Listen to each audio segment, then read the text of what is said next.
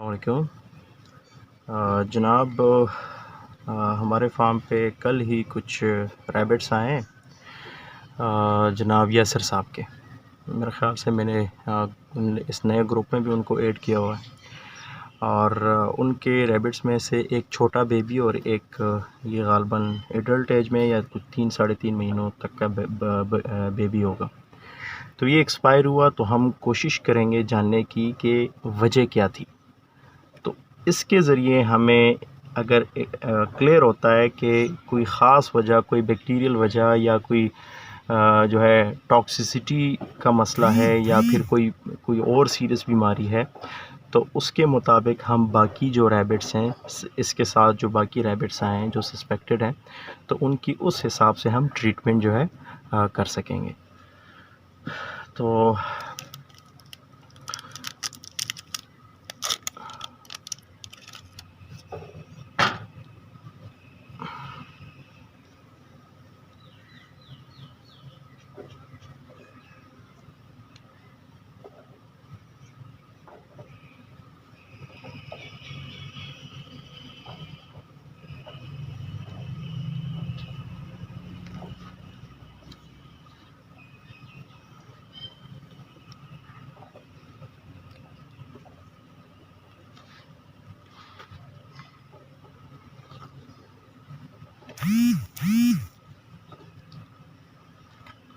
ये वीडियो बनाने का मकसद सिर्फ़ और सिर्फ ये है कि बाकी जो फार्मर्स हैं कि वो भी इस पोस्टमार्टम से कुछ ना कुछ बेसिक चीज़ें जो है वो लर्न कर सकें कि उन्होंने पोस्टमार्टम करना कैसे है।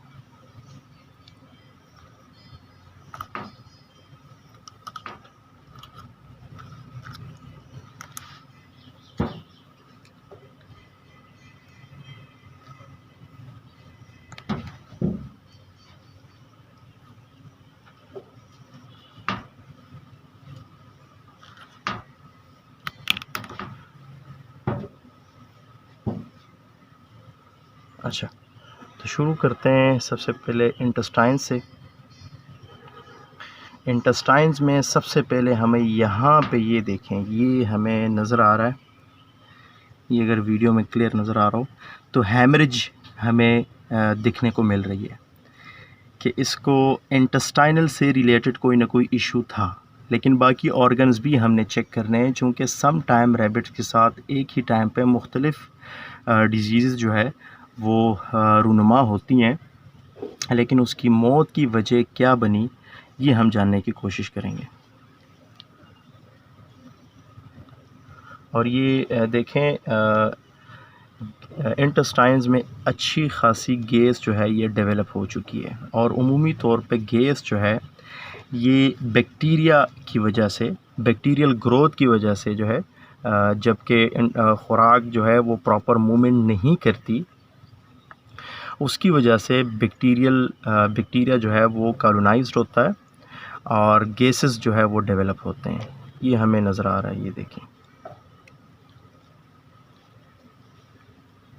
लेकिन खुराक भी इसने महसूस हो रहा है कि पिछले कुछ घंटों से या शायद कल पूरे दिन से इसने ठीक से जो है खाया पिया नहीं है। ये देखें, ये हमें बैक्टीरियल जो कॉलोनाइज्ड हैं उसकी हमें सिम्टम्स जो हैं ये देखें, ये अच्छा।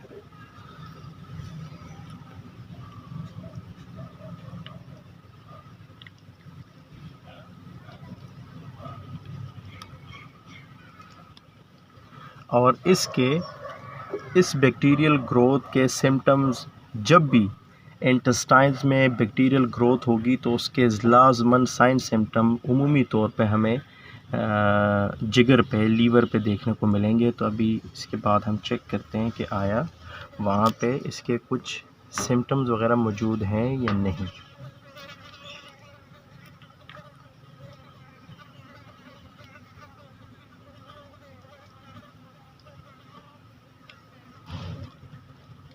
ये देखिए, इंटेस्टाइन्स में ये जो इस तरह के आपको ये डॉट्स नज़र आ रहे हैं ये वाले, ये गौर से ज़रा वीडियो में अगर नज़र आए फोकस का,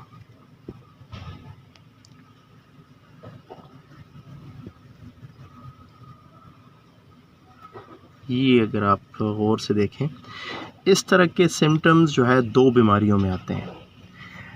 जब रैबिट को इकोलाई, एस्चेरिचिया कोलाई जिसको कहते हैं, जो कि एक इनहिबिटेड जो है बैक्टीरिया है, और जब भी रैबिट की इम्यूनिटी वीक होगी तो ये जो है बैक्टीरिया जो है ये डोरमेंट नहीं रहेगा, उसके बाद जो है ये तेज़ी से ग्रोथ करेगा और रैबिट के इंटेस्टाइनल फंक्शन को जो है डिस्टर्ब करेगा।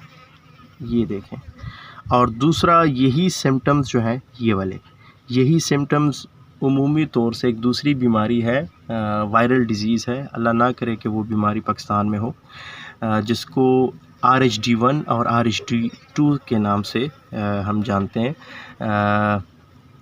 Rabbit haemorrhagic disease.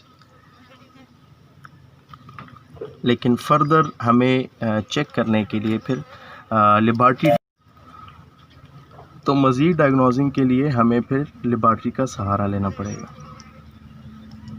ये वो एंजाइम्स हैं जिसके ज़रिए ख़ुराक जल्दी हज़म होती है। अच्छा, यहाँ पे हमने कोशिश करनी है, हमने लंग्स को चेक करना है, चूँकि आजकल एक बीमारी है पेस्चुरोलोसिस, वो काफ़ी एक बीमारी है पेस्चुरोलोसिस, चूँकि वो काफ़ी ज़्यादा कॉमनली जो है पाकिस्तान में आजकल सारे के सारे जितने भी फार्म्स हैं उनके साथ इशू चल रहे हैं। तो इसमें हम इसका अगर ये लंग्स चेक करें, ये देखें तो लंग्स भी जो है बिल्कुल सालिम हालत में नहीं है। ये देखें, ये देखें, इसमें भी हमें हेमरेज जो है वो देखने को मिल रही है, और हम इसको निकाल के प्रॉपर्ली चेक करते हैं।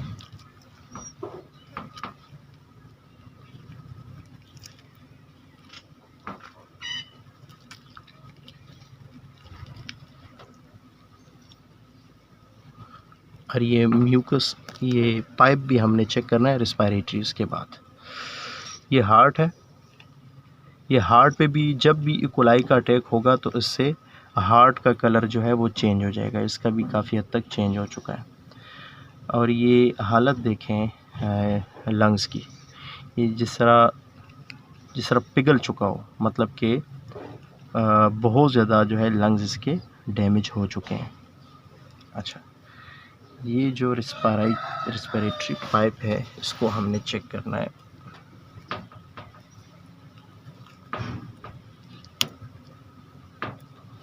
ये देखें, एक मिनट ज़रा दूसरे बीच में से काटने की कोशिश करते हैं।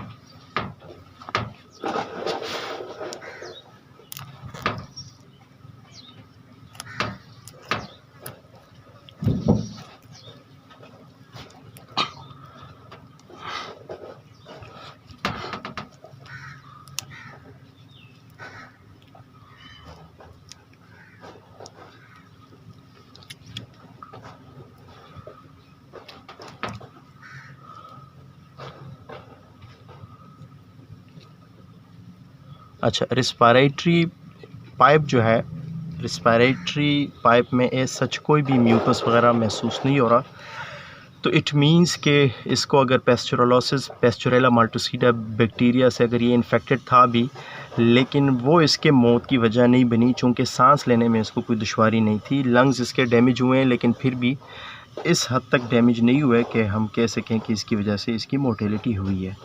बाकी फ़र्दर हमने लेबॉरेटरी से फिर मदद लेनी है कि बैक्टीरिया जो है वो आइसोलेट कर सकें, कंफर्म कर सकें कि कौन सा बैक्टीरिया है, उसका कौन सी टाइप है उसकी, ठीक है, और जो है उसकी सेंसिटिविटी और रेजिस्टेंस को फिर चेक किया जाए। अच्छा, बहरहाल एक चीज़ इसमें से जो है, बल्कि 2-3 चीज़ें रह गई हैं। एक ये लीवर, अच्छा, लीवर, एक हेल्दी लीवर का अंदर से इतना ज़्यादा वाइट होना जो है ये नॉर्मल नहीं है। ये देखें, ये इतना ज़्यादा वाइट होना जो है ये नॉर्मल नहीं है।